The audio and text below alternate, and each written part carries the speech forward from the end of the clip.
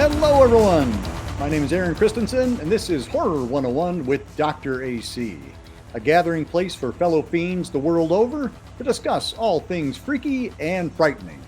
If you want to be part of the conversation, and I hope you do, I invite you to like this video, subscribe to the channel, maybe go back and check out some of our previous episodes, leave a comment, and most importantly, let us know the fright flicks you'd like to discuss in the future.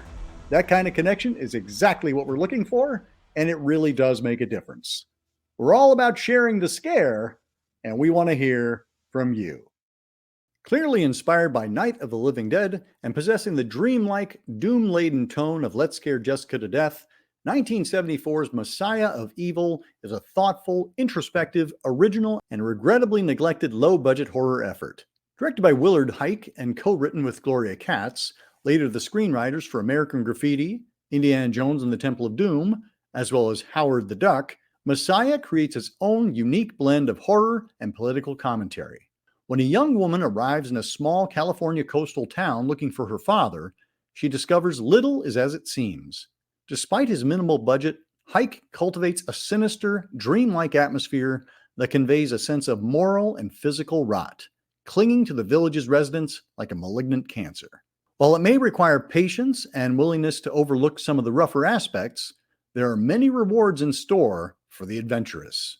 I'm very excited to chat about this neglected 1974 gem celebrating its 50th anniversary, and I have an awesome panel to discuss it with me, so I'm going to bring everybody in, and let's say hello to Lucy Ball, star of The Last Video Store on Earth. Howdy. Author and film enthusiast Niall Arena. Hello. The unrepentant cinephile Jason Kaufman. Hi. And author, screenwriter, musician, and sophisticated man about town, Darren Callahan. Good afternoon.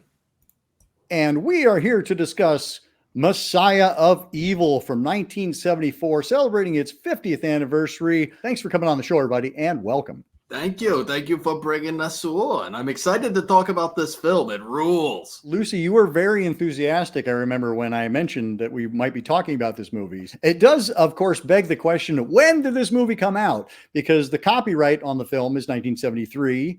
IMDb says it came out in 1974, like it had a Texas premiere in December. But I get the sense that 1975 might have been when people saw it, but it also had a few different releases under a couple different titles, which could lend itself to why it's a little more obscure than it deserves to be. Darren, where did you come by this film for the first time? I don't know. Right around 2005, I bought a box set of cheap 30, 40 movies.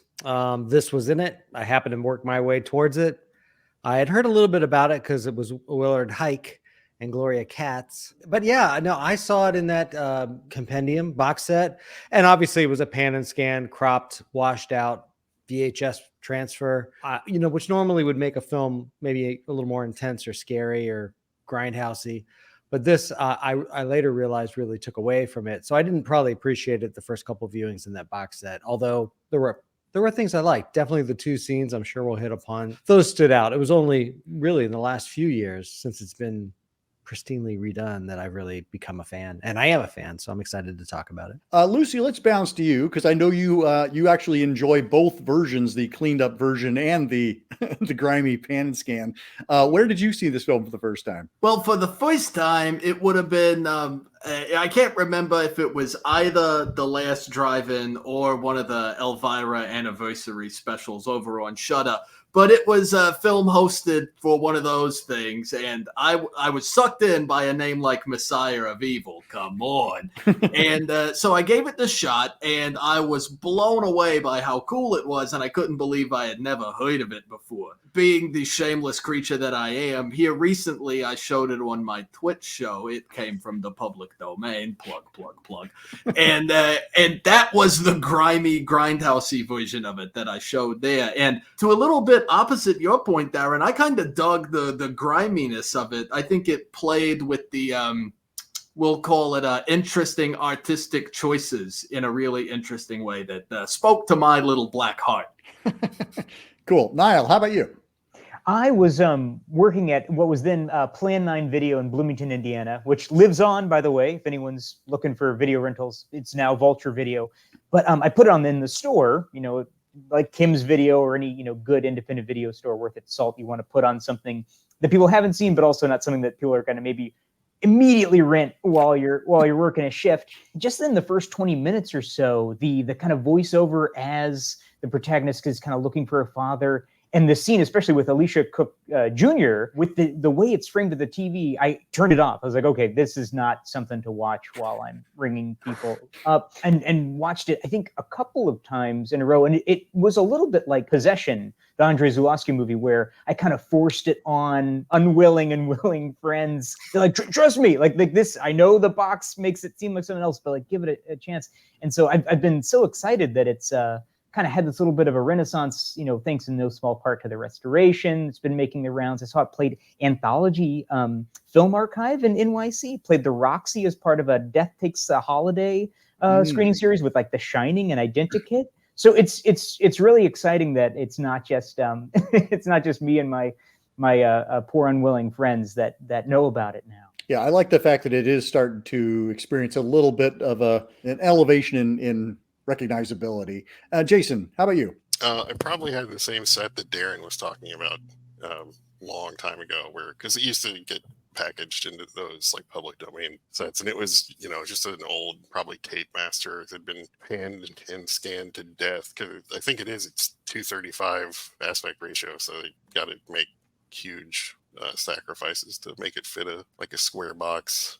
But yeah, I watched that version of it and thought it was interesting. It was one of those where I was sort of like, I'd love to see a nicer version of this and see what they're actually doing, and didn't have one for a really long time. And then when the Code Red Blu-ray of it came out, I got that and have watched it a number of times since. Just immediately, it was like watching a different movie, and it's one of my favorite movies of all time. I had a similar experience. I mean, I watched it on the 50-pack, movie collection. Kind of what you were saying, Darren, like there's enough weirdness to it that it sticks in the brain. But then this most recent viewing on Shudder, I was like, when did it get all these great color gels? And it is a different movie than the one that you see on the box set. So it really is kind of like one or the other. If you like just weirdness, like that feels like it just rolled out of the 70s, you've got the box set one, but the one that is now, who's the distributor of this most recent release? Radiance, is it? I got it right here. Yeah, Radiance or Code Red, both of those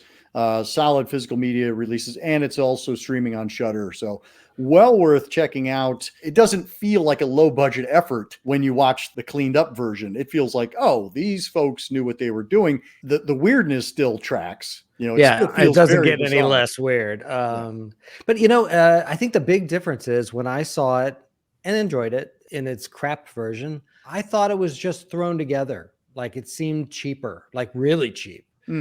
Now watching it on this new version in glorious color, you realize, wow, there was like a real sense of craft here that has been undermined by all these other things. They really were going for something visually in a way that's real startling and real technically good. Like there's still some sound things and a couple performance things, and there's still some rough patches, but generally you can look at it alongside a lot of really artful quality films from that period before and after, and you'd be like, no, they weren't just schmucks with a camera who didn't know how to process film. I mean, this is like technically a good film. So. Yeah, Darren, I agree. I was pretty blown away this most recent time watching that, cleaned up on Shudder, and just the kind of craft of that first gas station scene where the guy's firing into the distance, and as it goes on, obviously there's more genre stuff, but I just thought that like, this is almost a more menacing version of like a Bob Rafelson movie or something like that. Like it kind of has that, I don't know, like wayward kind of soul seeking, some of the scenes where they're walking along the kind of emptied streets before anything even happens. It's like, this could be the just, kind of darker nightmare version of 5 Easy Pieces or Stay Hungry or something like that. Like there was this kind of energy crisis era 70s already scary. It really, kind of comes across. I probably mention this every pod because this is what I usually do. There's a movie theater in our building and we can just use it for free as residents. So I watched a double feature with a couple of friends. They had never seen these two films.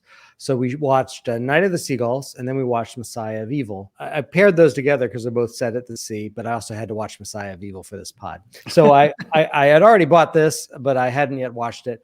And so I watched it in the theater with glorious sound and color. And the reason I'm relating this story is I had seen it cleaned up on Shudder, and I knew it was glorious.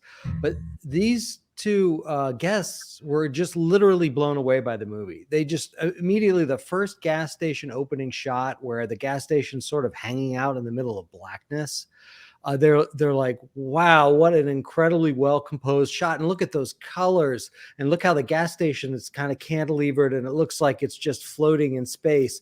And then the weird thing of the gas station attendant shooting into the dark for a reason he explains, maybe 90 seconds later. So it's even more strange and compelling about why he's shooting in the dark. Immediate danger there. And then the Messiah of Evil title card and the Walter Hill run. They were just like, what is this movie? This movie is incredibly cool beginning. And I'm like, just wait.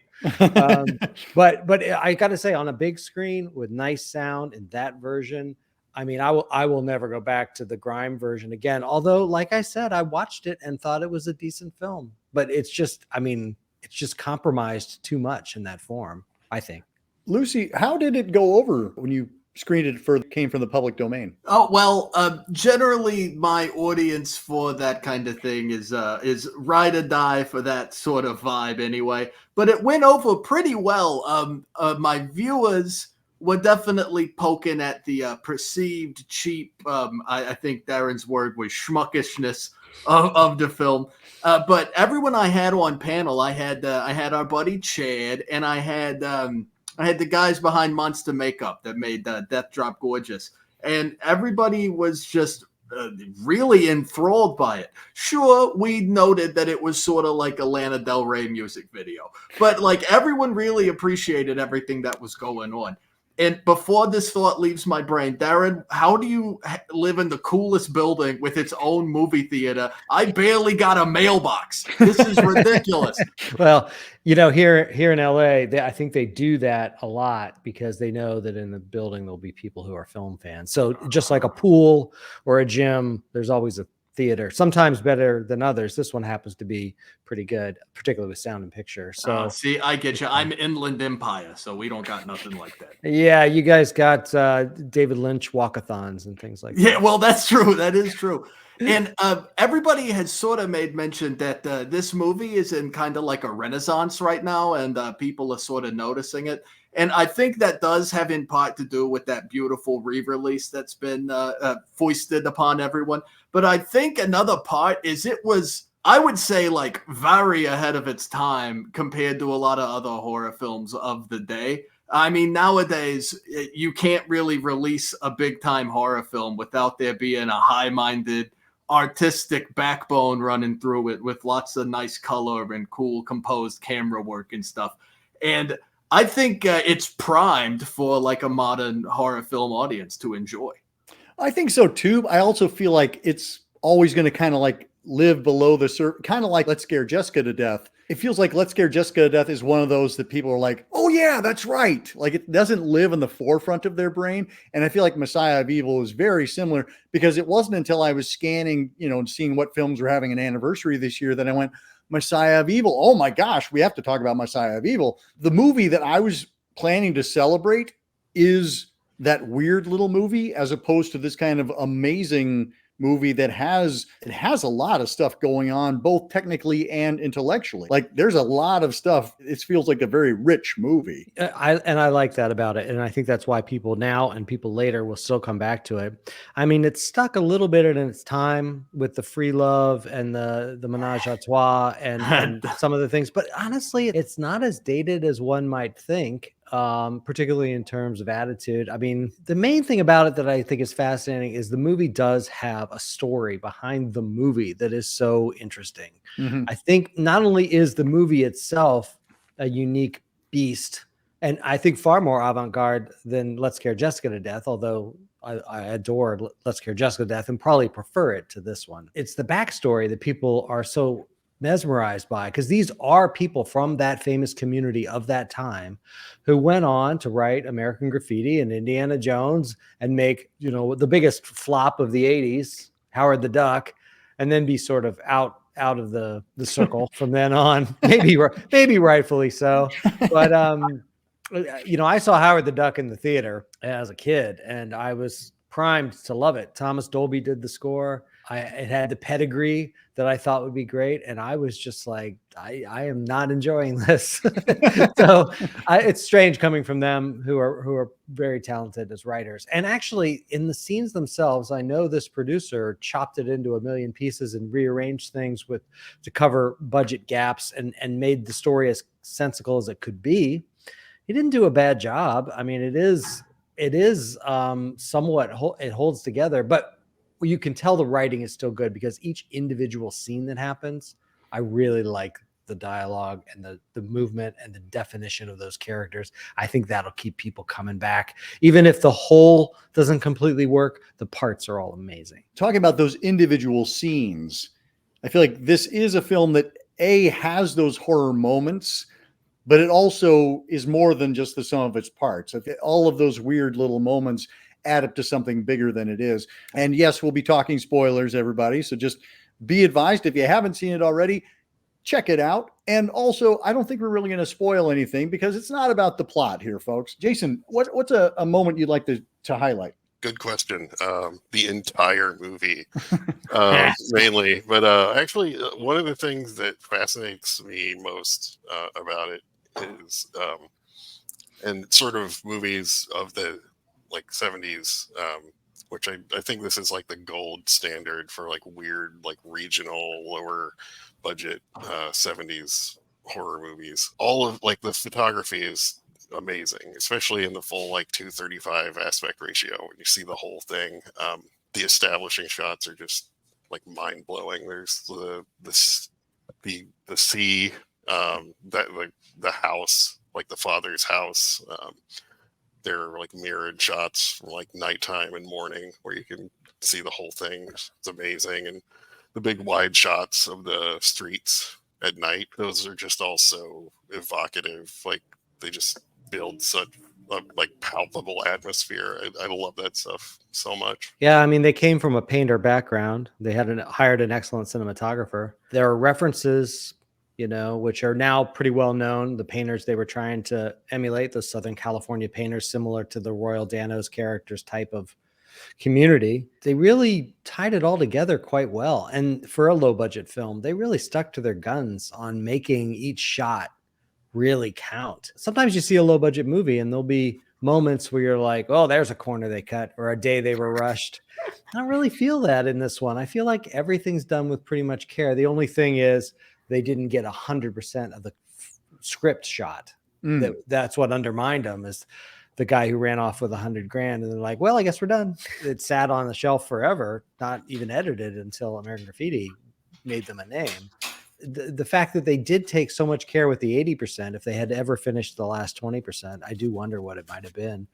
Sad side note for anybody who's here local, almost every one of those locations is no longer in existence. The Ralph's is gone. The street at the end with the gun battle is gone. That shopping district is totally torn down. So it's not a place you can really say, let's go visit the location, which is a shame because they use a lot of local LA locations. So what is it parking lots now? Parking lots or businesses or just, redone shopping districts with completely different look and feel. So you wouldn't even know. Because that was also something that struck me, like the fact that you have a Ralph's, the fact that you have a mobile, it feels like it does feel very real, and into that reality comes all of this surreality. Yeah, the movie theater's gone. There are Ralphs everywhere here. It's the main. Yeah, I got chain. one right down the street. Yeah, it's the Kroger's of LA. The fact that they let him film in there, such a distressing scene. I will always shop at Ralph's now. I love the support. And that's a commercial for him right there. It totally is. Their meat. They should put that in some sort of meat ad. About how fresh their meat is. And just we got a screaming deal. That scene in the Ralph's with Anitra Ford, that is such a haunting and strange, because I don't know about you, but I mean, I've been in stores late at night where there's nobody there, and it's a very discomforting feeling. And I feel like they capture that. Everything running up to that, Anitra Ford's whole like attempted flight from the thing. And again, right, I think I said Bob Rafelson before, but the other film I meant to mention was King of Marvin Gardens, which is a little bit earlier, but again, this kind of, odd trio that then a fourth person kind of interrupts. But Anitra Ford's, flight from whatever this kind of, freewheeling triune that has been, kind of traveling coast to coast and collecting these stories or whatever it is, with this kind of decadent Rolls Royce driving guy, her catching the ride in the red truck and the Wagner playing, and then, the guy eating the rat, and then to get off, and then to be on a totally desolate street, and then to get into the grocery store, which couldn't seem more normal compared to a truck full of what are, seem like corpses and a guy eating rats. And that's the source of the real terror. I just think like that whole thing, if the movie offered nothing else, and I think it offers a lot, but even if it just offered that from like out of the frying pan into the fire, we'd still be talking about it today. That scene is very early in the film. I thought it was like maybe 45 or 50 minutes in, that Ralph's grocery store scene, which if you have not seen the movie, you're just listening to this now and we're kind of hopping around a little bit on the plot. Just note that a woman wanders into a Ralph's late at night, and there are, I don't know if there's zombies or vampires. They never really say. There's some sort of undead weird. I don't know if they are undead. Yeah, it's ambiguous. I'm not quite sure either. They're not themselves. They're zombies in that they're not, doesn't seem like pale. Yeah. Some kind of boogans. Yeah. So these I don't know, 15 or so odd characters are gathered in this Ralph's, and she, is wandering in empty Ralph's until she finds them in the meat section, and then she's disturbed and tries to flee, and they're not slow zombies. They're zombies. They run after her in a quite terrifying I made way. that note. I was like, running zombies right here, 1974. Breaking the mold. That scene is probably 6 minutes, but it's the best scene, in my opinion, in the film. But I always thought it was much later. It actually comes much earlier. And I think that's because the early reel of the film is pretty sluggish. You are introduced to some interesting things and people, and we've noted that the photography is engaging. You're certainly not bored in the first 20 minutes, but after that grocery store scene, I think interest kicks into a whole nother level for the viewer, because the film can now go there. You're like, what is around the corner? Because that was insane. And the part, Niall, you talked about the guy munching on the rat in the truck. When that part played the first time I saw the movie, I was buckled in. I said, oh yeah, they made this film for me. I love where this is going. And then he even explains it. There's no ambiguity, which I think is, again, this kind of testament to it being kind of unique. The only other film I can think of that's so distinct in terms of like the flavor of horror it's giving you, and there's no question it's horror, but like, this doesn't, kind of track the way other things is Strange Behavior, also known as Dead Kids. And I kept thinking about that one, which, also isn't perfect, and it doesn't share, kind of, but there's a Venn diagram, I think, of both of those. But that it's, what do you do with them? I eat them. That's what I do with them. It's like, okay. And somehow, that would play as just a laugh, I think, in different hands. The guy taking the bite out of the beach rat. And somehow in this one, it doesn't. Somehow in this one, like, it actually makes it worse to just have it explained. It makes it more chilling. Yeah, I think if somebody was chomping into a rat and then demanded to explain to me that they were chomping into a rat, I would much rather they didn't. Like, just eat the rat. It's fine. It's okay. Well, and her reaction to it is very much that. It's like, no, I'm fine, thank you. She's not like a horrified. She's just kind of like, no, I had a big lunch. I'm sorry. It's fine. It's fine. I don't want to be rude. She's playing it cool, I think, because she doesn't know what's harm might be in store for her. And, I was actually, I think the first time I watched it, I was surprised they let her out of the truck, not knowing the Ralph scene was next. Right. I was like, wow, I guess they're not going to kill her. Yeah, that absolutely goes against what the horror trope would be, is that like they just drive off. Although I'm sure I noticed this, like it looks like she gets bumped by the truck, and I don't think that was intentional. Yes, I saw that. I think there I was was an like, error "Ow, are there. you okay?" You know, like all the drips coming in from the side. Going, "Yeah, are you with us?" We I was watching- cannot afford a hospital trip. Please be okay. I agree that I think that she's trying to play it cool, but also she's been on this trip with these weirdos doing weird shit for like a long time, so she's probably not like as rattled as anyone She's else would be. world weary or something. Yeah, because it's from her- not the first rat she's seen chomped into. Yeah. You know, there's some films that I've always been fascinated, like what happened before the first scene. And I think with that love triangle, menage a trois, I don't know if there's necessarily love in there with the two women and the male. This isn't their first collection of folk stories they've gone to collect, you know, according to his mission, whether he's going to write a book or just know them or record them. It's unclear.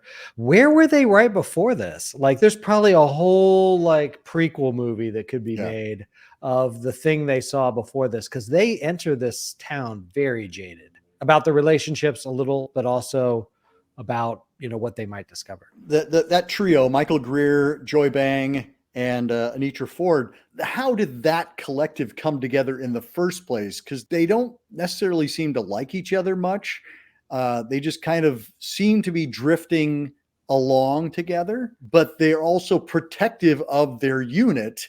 And when that gets compromised, you know, they start to split. I don't know how long they were together. Oh, it's like a groovy version of the Jersey Shore people.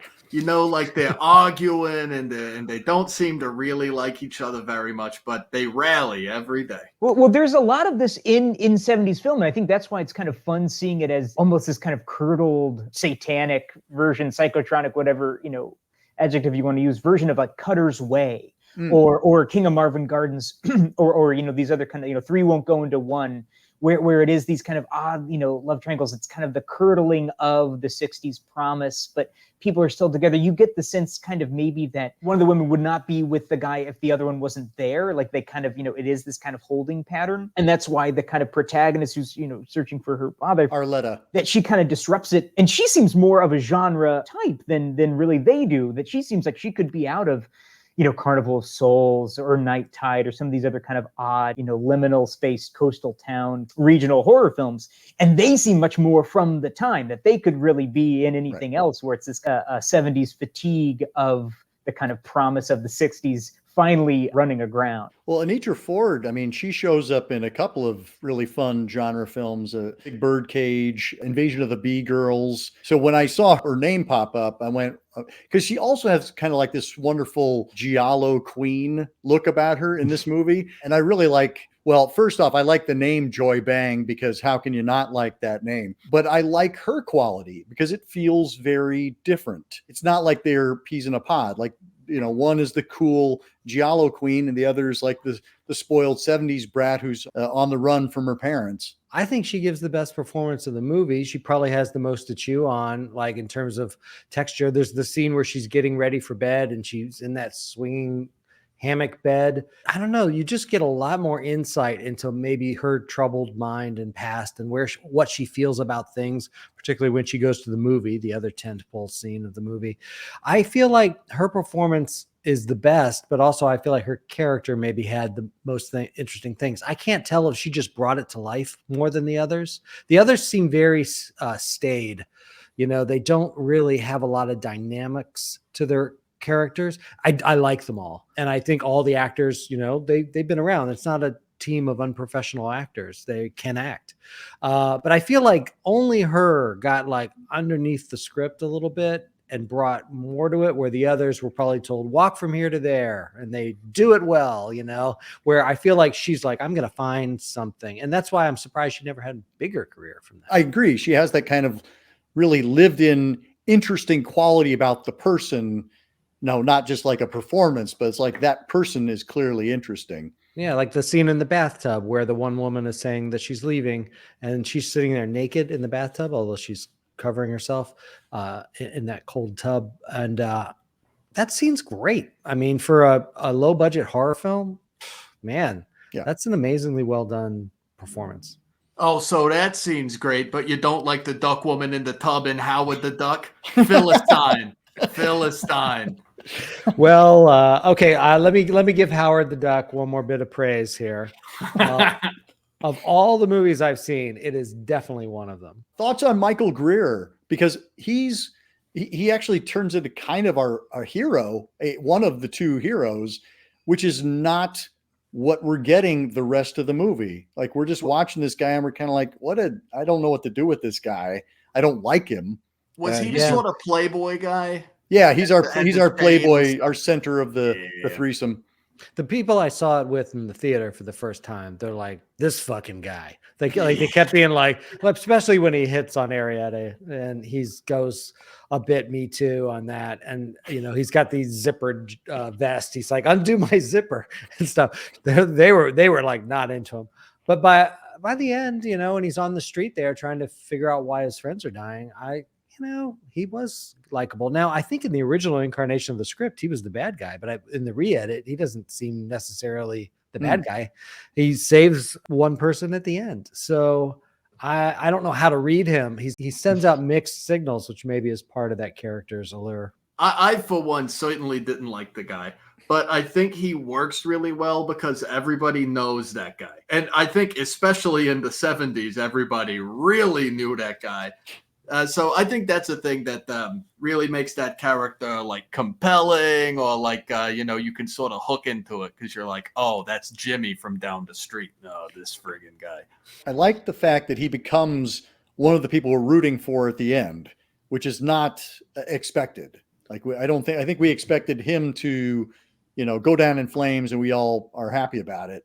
And that's not the case by the end. Like, we're watching him wander the streets and have those encounters with the townspeople, and we don't want him to die. I don't know how they did it, quite frankly. There's several things in this movie that shouldn't work. There was no ground laid that we should feel for him in that street scene, but we do. What is the special sauce of Messiah of Evil? Because there were many films that had troubled production made by people who later did more important things, starring their friends and family who happen to be also pretty good. We don't talk about them. What is it about Messiah of Evil that for some reason the soup tastes good? And it shouldn't, because you threw too much paprika in there. Yeah, I think it is those moments like the grocery store. We haven't even talked about the movie theater. We should probably do that now. The first time I saw a nice, cleaned up version of that, I think, was actually Alamo Drafthouse did one of their, don't talk at the movie theater things, and they used parts of that scene. So the first time I saw any of this movie on the big screen was when I was at a draft house. And there's one thing that's really odd in this scene. There's a shot where, I don't know what to call it, like a color bar or something, like a CMYK, like white background, and those letters with the colors flash on the screen for like a second. And it was on the Code Red Blu-ray. And I just assumed it was like they just ran a print through a scanner and then just threw it on the disc. But then I went back and watched the Radiance version, and it's there as well.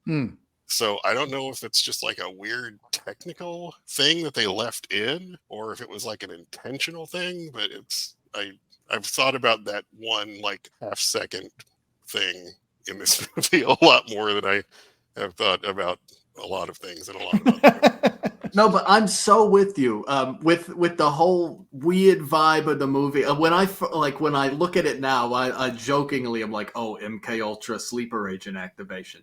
But it's got that sort of with everything else that takes place and is staged or whatever in the film, I have a hard time believing that they didn't do that on purpose for something. What that something is, who's to say? It was the early 70s. People were getting real freaky with it.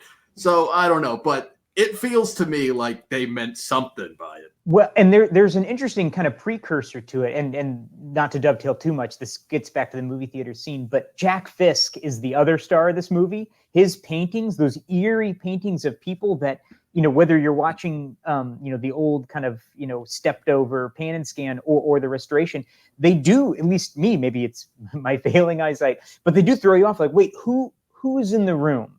Those kind of, wall murals of people. But there's one that's a movie theater, and it's a very interesting forced perspective where the folks are getting smaller and smaller and smaller, in that kind of Southern California painter style, but kind of gone wrong. And it's not a shock that Fisk and David Lynch, hooked up when Lynch was at AFI, but they look more like David Lynch's paintings from when he was at the Philadelphia Academy of Art. There's one where it's this forced perspective. I'm not sure if it's in the restroom or if it's another part, but you don't see it as often as some of those other paintings where it's people waiting for a subway or people kind of gathered, queuing up in a movie theater, but there's a silhouette of a black figure, a dark silhouette with light coming from behind it. And so it's very interesting then that, as Joy Bangs watching the film, in the movie theater, that it's the same thing. It's not the same shot, it's not a reproduction of that painting, but the menace is coming in, right? And as, kind of the voiceover talks about the dark one, and we have the flashback of this kind of, Lovecraftian, figure of evil coming from the Donner Party, or maybe from the pits of hell, or the other dimensions, kind of first harbinger of it physically is in this scene, just in the background, while the characters are in the painter's house. Yeah, those paintings really sell the art direction, but the film is art directed to the nines. It's really, really, really well done art direction, but those paintings are a standout. I think on the Radiance commentary, it said that was a friend from school of Gloria Katz, and they hired her to paint those sections of the house in any way she wanted, but I think they gave her a little direction about the figures in the movie, and that's what it begot. That really gives a sense of unease all the time that you're being watched by these painted figurines. And that really plays into the movie theater scene, to go back to it, because all of the zombies, we'll call them, they're dressed similar. They look similar. They look like the people in those paintings. And maybe therefore Royal Dano's character was painting them, knowing that they were coming, but because it's his house. The homogeny of the evil encroaching, I think, is very, almost terrifying, because it's coming. And when the movie theater scene happens and everyone sort of gathers around her like it's a magnet, it's an homage to The Birds by Hitchcock, and I can definitely see that. But it's different. It works differently, maybe because of the movie that's playing and the loudness of it. But as they're circling around, when she realizes it and she runs, they don't follow her, right, which I think is even scarier, because are they really in danger? And she goes to both doors, runs all around the theater and screams, opens the curtain and sees one of them until she's truly caught. Then they start to move, which shows some sort of animal-like intelligence, like an ants group, might have. They don't talk. They just suddenly know not to get up when she gets up, but to go get her when she's in this place. I don't know. That kind of stuff is creepy. It feels like the slowest chase scene you could ask for, that feels just completely drenched in tension throughout, because they're acting strangely, which is why she tries to leave. And, like the fact that they keep coming in through apparently locked doors, it's like, how are these people even getting in? But then, she runs to the one door, runs to the other door, and they're not concerned. They're very kind of Michael Myers about it all. They're like, no, I'll get you. We're not worried. We want to finish watching our James Caan. That Sammy Davis Jr. movie. I'm just like, wow, okay. Could you please sit down? You're blocking the screen. But them waiting on her, to sort of go to Niles's Lovecraft comparison there. That's sort of how I took them, patiently waiting for her to get ran around in the theater. Was sort of like they had this preordained forbidden knowledge. Like, we know how this is going to end up, so I'm not concerned with making you get there, because you're going to get there, and we are going to be there when you do. Stephen Thrower devotes an entire chapter to this in his terrific book, Nightmare USA. He talks about the voiceover, specifically Mariana Hill's voiceover versus Royal Dano's. The Mariana Hill stuff, he compares it to Rick Deckert's unnecessary narration in Blade Runner. As I was watching, I'm like, yes, that nothing she says really contributes that much, except for to be kind of a narrative thread, or a conventional narrative thread. If the images were just without any kind of narration, you would feel a little bit more at sea, like it is an art film. But I wonder if it wouldn't carry a little bit more impact were you kind of just hanging out in these kind of static shots, as opposed to having that narration. Now, that said, I love Royal Dano's, the journal entries because he has that great voice. I also just realized that like Royal Dano is somebody we've talked about on this show more than anybody else except for maybe Boris Karloff, because we talked about him in Killer Clowns, we talked about him in Ghoulies 2, and here he is showing up again. So Royal Dano. Can't get rid of the guy. Why would you want to? When he shows up at the end, I mean, he does feel like Godot, right? You know, we've been talking about him the whole movie, and finally he shows up, and he's equal parts sympathetic and terrifying. Yeah, you really can't tell if he's there to save her, there to warn her, there to kill her. I mean, it doesn't really add up. And I got to tell you, working with actors, I love working with actors. There's certain amounts of courage you ask him to do. And I've never seen anything more courageous than him pummeling himself with paint, which I'm sure he got like $1 for this movie, because when he throws the red paint against the wall, very Argento, and then when he throws the blue paint on his face, my two friends in the movie is like, oh, so this is where the Blue Man Group began. it's actually much scarier than that because he's got it just on his hands and on his face. So he didn't get too much on his body. So his body still is a black suit. So this black and blue thing coming at his daughter with really hard to read intention. And then the fire scene goes way beyond what a stuntman should be paid to do, because that looks extraordinarily dangerous. And then all the people coming through the windows. Sometimes I'm like, how much did they spend on this pseudo climax? Because it's not really the end of the movie, but I'm like, this feels like it, because they are blowing out every door to make it happen. But that Royal Dano paint debacle thing, he should have got an Oscar for that, man. That was crazy. I don't know what year he would have got it because of the damn movie, but he would have gotten my nomination. I had that same thought. I was like, oh my God, there's going to be blue paint in his eyes. You know, he's going to die. I don't know how he avoided not going blind making this movie. I'm glad he did, because we would have never had Killer Clowns. But so this is how you find out that there is no cosmic eldritch evil in Messiah of Evil. Everyone's just got lead poisoning from all the It could be an ecological, simple thing. Yes, you're right. I like big choices in acting, and that is a big choice. Oh, yeah. But it makes the scene 10 times cooler. I think that voiceover, Royal Dano's, that is, on the recordings, again, it links back also to the kind of collection of these stories that we see, with kind of the Alicia Cook character.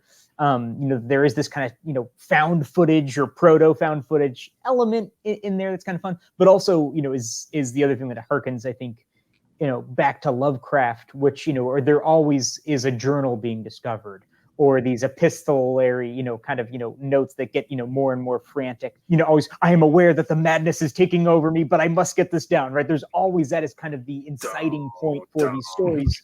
And so, having that kind of Dunwich Horror or Shadows over Innsmouth, kind of connection, besides just menacing, remote, small town, anti-outsiders, anti-strangers kind of thing, it goes quite well to the West Coast from New England. I think that's a pretty seamless transition, where sometimes, especially with Lovecraft kind of mythos, it's not as easy to graft on to another geographic location. You raise a good point, because Let's Scare Jessica to Death is very much an East Coast movie, and this is very much a West Coast movie, but they're all about similar themes, slightly different styles. I'd say wildly different styles in some ways. They both have a quality, as does Carnival of Souls, which is more of a Midwest version of the story. We're covering all of America's. I have not put those three together. That's awesome. They're all different. They're all remarkable works of art. They all had interesting journeys to be in our psyche today. And the people who crafted them all went on to things. I think it's the opening and closing narration that also calls to mind Let's Scare Jessica to Death. That sense of, this is somebody who feels damaged psychically, and they're going to tell their story to us, and then we're going to circle back around to them. That scream, though, the Mariana Hill scream in the beginning, and then Jeez, it gives me chills. Yeah, both times that it happens in the movie. She's got a great scream. She could have used that in Dagger of the Mind. So what are people's thoughts on that narration? Like, did it strike anybody as, I don't know, non-essential or distracting? Or, because I feel like in some ways it pulls me a little bit out of it, but that might just be Stephen Thrower's voice in my head. I tend to just like things. But I thought the narration was super cool. I really like the cosmic horror vibe. Like Niall was talking about, the descent into madness you get through it, I think is really cool.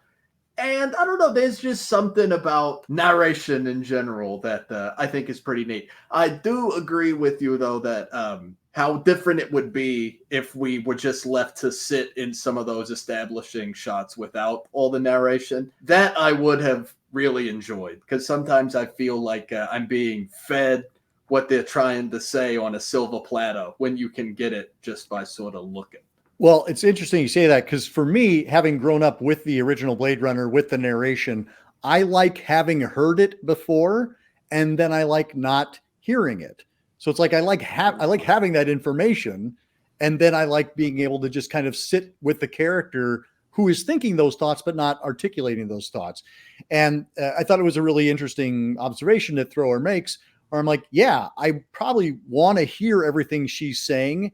And then I would love to have a means of watching, like, you know, the final cut of Messiah of Evil, where I don't hear the narration. I just hear the journal entries. Screenwriting 101 thing. There's two reasons to have narration, and only two. One is to get insight into the interior voice that they can't show in the scene. If you've seen the film The Informant with Matt Damon, there's a narration, but in the narration, he's saying, you know, you're a fucking liar. You know, he's not saying that out loud to people, but he's like, why can't you stop lying? But you're getting the sense that he feels guilty, but his outward sheen, he never does it.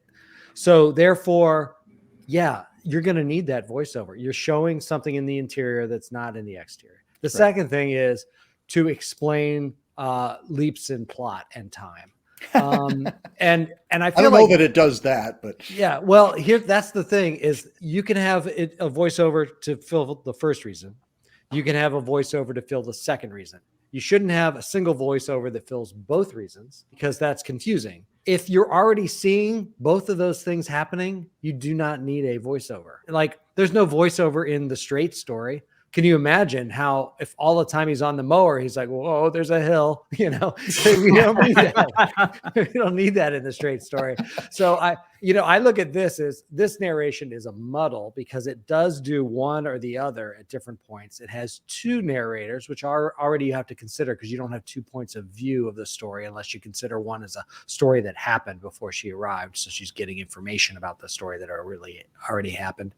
And then, but you're like, okay, they're giving us this because they're not doing flashbacks, but then later they do a flashback. So you're like, well, they could have used that instead. So I think the problem isn't what they're saying or why they're saying it, because I know they're plugging some holes and they're trying to add some more character, the things that aren't there. But at the same time, they've not chosen one narration strategy. They've got 4 at play. And that's why it feels like kind of a mess. To a sort of modern example of that, I felt that way towards the ending of Hereditary, right? Where they're in the treehouse and they have the narration explaining what's going on.